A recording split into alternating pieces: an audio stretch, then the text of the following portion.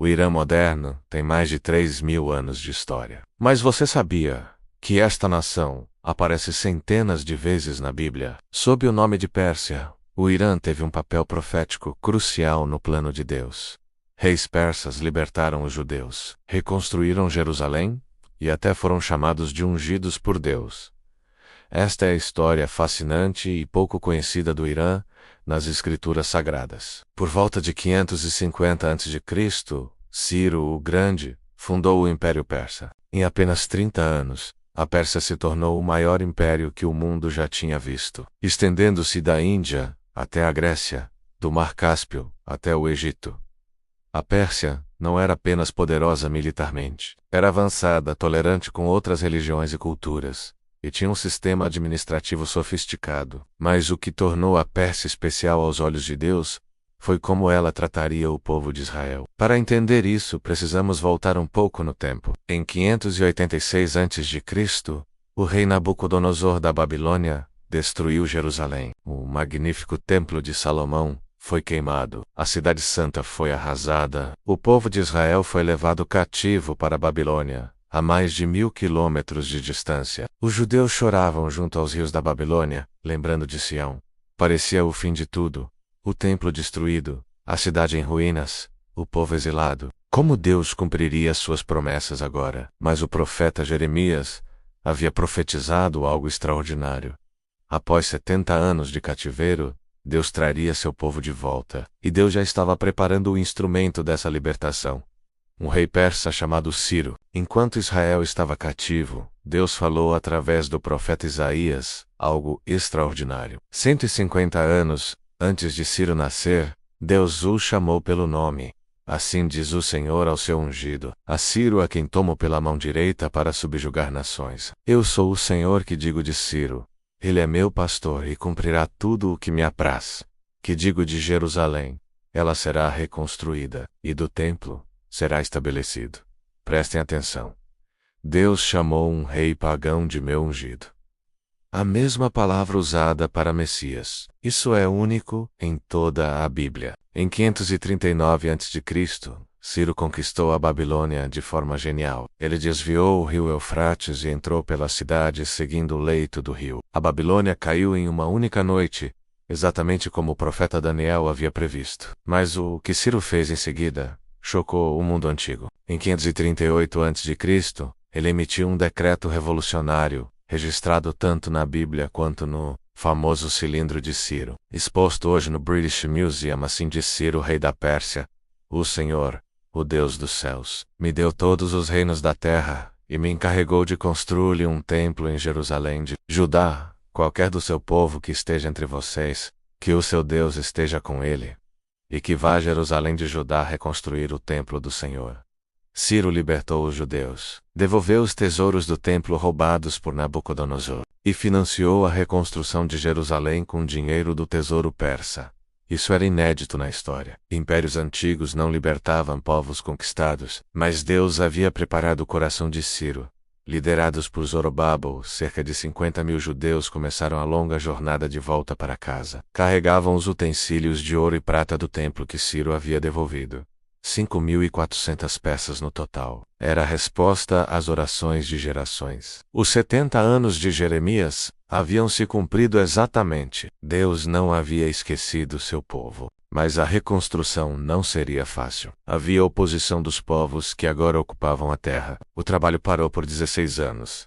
O povo desanimou. Então Deus levantou os profetas Ageu e Zacarias para encorajar o povo. E algo notável aconteceu. Os inimigos de Israel acusaram os judeus diante do novo rei persa, Dario I. Eles exigiram que o rei investigasse se realmente Ciro havia autorizado a reconstrução. Dario mandou pesquisar os arquivos reais, e lá, no palácio de Ecbatana, encontraram o decreto original de Ciro. Dario não apenas confirmou o decreto, ele ordenou que os inimigos de Israel financiassem a obra com impostos da região, e ameaçou com pena de morte quem interferisse. O templo foi concluído em 516 a.C., 70 anos após sua destruição. Mais uma profecia cumprida perfeitamente. Décadas depois, durante o reino de Xerxes, chamado de Assuero na Bíblia, uma jovem judia, chamada Esther, se tornou rainha da Pérsia. Ela havia escondido sua identidade judaica. Nessa época, um oficial persa chamado Amã, descendente dos inimigos históricos de Israel, planejou o extermínio de todos os judeus do império. Ele convenceu o rei a assinar um decreto irrevogável, estabelecendo uma data para o genocídio. Parecia o fim. Como o povo de Deus seria exterminado justamente na nação que os havia libertado. Mas Mordecai, tio de Esther, a desafiou com palavras que ecoam pela eternidade. Quem sabe se não foi para um momento como este que você chegou à posição de rainha? Esther arriscou sua vida aproximando-se do rei sem ser chamada. Crime punível com morte. Mas o rei estendeu o cetro de ouro. Ela revelou o plano de Amã e sua própria identidade judaica. Amã foi executado na própria forca que havia preparado para Mordecai. Os judeus receberam o direito de se defender e se salvaram da aniquilação. Até hoje, judeus celebram a festa de Purim em memória dessa libertação milagrosa que aconteceu no coração da Pérsia.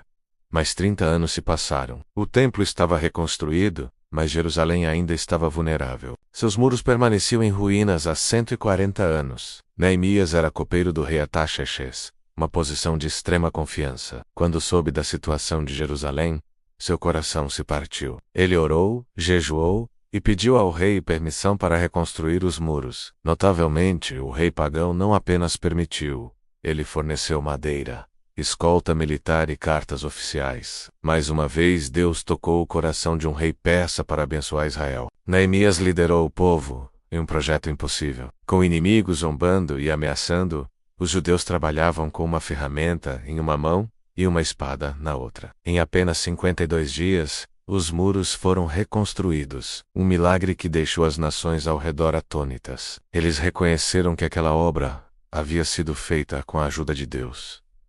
Não podemos falar da Pérsia bíblica sem mencionar Daniel. Ele serviu em posições de liderança tanto na Babilônia quanto na Pérsia, atravessando o reinado de vários reis. Foi Daniel quem recebeu visões proféticas extraordinárias sobre a sequência de impérios mundiais, incluindo detalhes específicos sobre a Pérsia e seus reis. No capítulo 8, Daniel vê a visão do carneiro com 2 chifres, representando a Média e a Pérsia. Nos capítulos 10 e 11, um anjo revela a Daniel eventos futuros, envolvendo reis persas específicos, incluindo Sher. E há algo fascinante.